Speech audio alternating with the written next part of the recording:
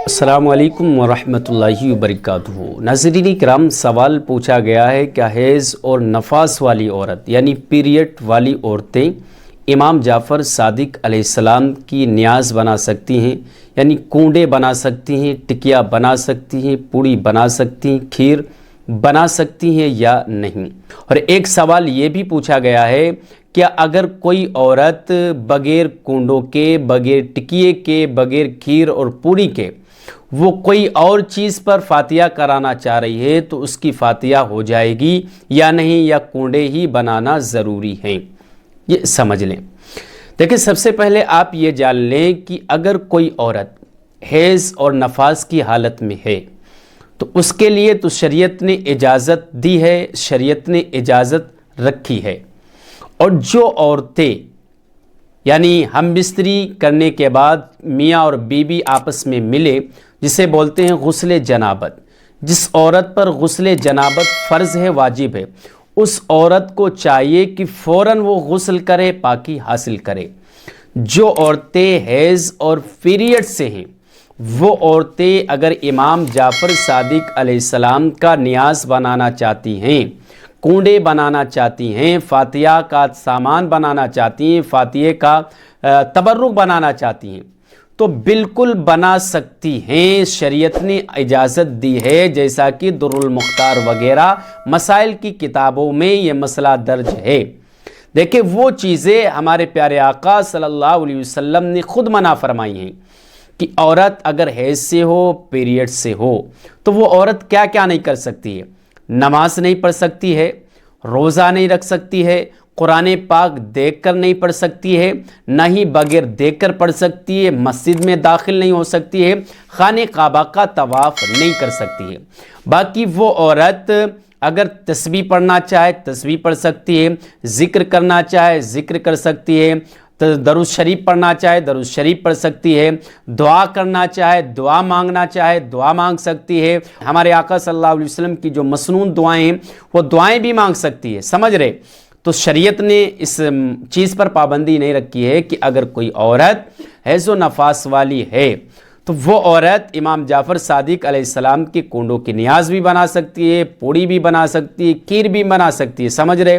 اور ایک مسئلہ یہ بھی چلتا ہے کہ امام جعفر صادق علیہ السلام کا جہاں پر فاتحہ ہو تو وہیں پر کونڈے کھیر کھانا چاہیے، دوسری جگہ نہیں کھانا چاہیے۔ تو دیکھیں، یہ شریعت ہے، شریعت میں ایسا کچھ بھی نہیں ہے، جہاں چاہیں جس وقت چاہیں جب چاہیں آپ کھا سکتے ہیں۔ ایسا نہیں ہے کہ جس جگہ فاتحہ دلایا جائے وہیں پر بیٹھ کر وہیں پر پوڑی کھانا چاہیے، وہیں پر کھیر کھانا چاہیے، وہیں پر کونڈے کھانا چاہیے، ایسا نہیں ہے۔ اگر آپ گھر کے اندر بیٹھ کر کھانا چاہ رہے ہیں گھر پر کھا لیں، چھت کے اوپر بیٹھ کر کھانا چاہ رہے ہیں چھت کے اوپر کھا لیں، گھر کے صحن میں بیٹھ کر کھانا چاہ رہے ہیں تو کھا سکتے ہیں، اجازت ہے۔ یہ کوئی ضروری نہیں ہے کہ رات میں ہی فاتحہ ہو، یہ کوئی ضروری نہیں ہے کہ مکی نہ بیٹھ پائے، یہ کوئی ضروری نہیں ہے کہ کوئی دیکھ نہ پائے، سمجھ رہے؟ یہ کم علمی کی باتیں ہیں، جو لوگ اس طریقے سے باتیں کرتے ہیں جنہیں علم نہیں ہے، سمجھ رہے؟ جنہیں علم نہیں ہے، جن کو جانکاری نہیں ہے، وہ لوگ ایسی باتیں کرتے ہیں کہ امام جعفر صادق علیہ السلام کا فاتحہ کا سامان روشنی میں نہیں کھانا چاہیے، جس جگہ فاتحہ اسی جگہ پر فاتحہ کا سامان کھانا چاہیے، کونڈے کھانا چاہیے، کھیر پوڑی کھانا چاہیے، دوسری جگہ پر کھانا درست نہیں ہے۔ تو ایسا کچھ بھی نہیں ہے۔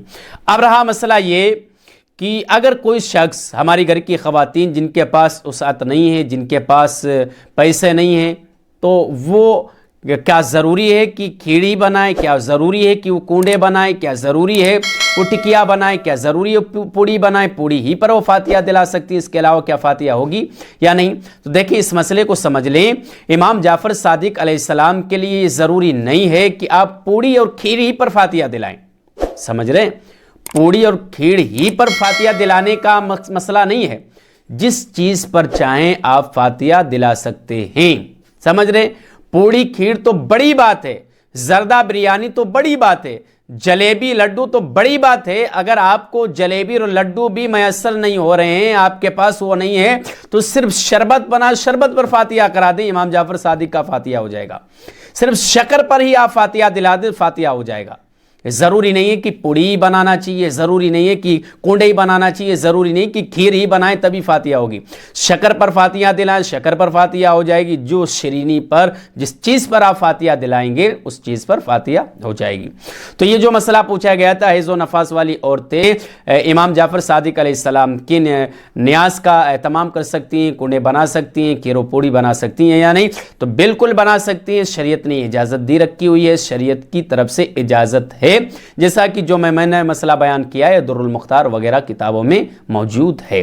تو اس ویڈیو کو زیادہ سے زیادہ تمام خواتین تک شیئر کریں تاکہ اس مسئلے کو ہمارے گھر کی خواتین صحیح سے سمجھ سکیں، امام جعفر صادق علیہ السلام کا فاتحہ بنائیں اور نذر و نیاز کا اہتمام کر سکیں۔ السلام علیکم ورحمۃ اللہ وبرکاتہ۔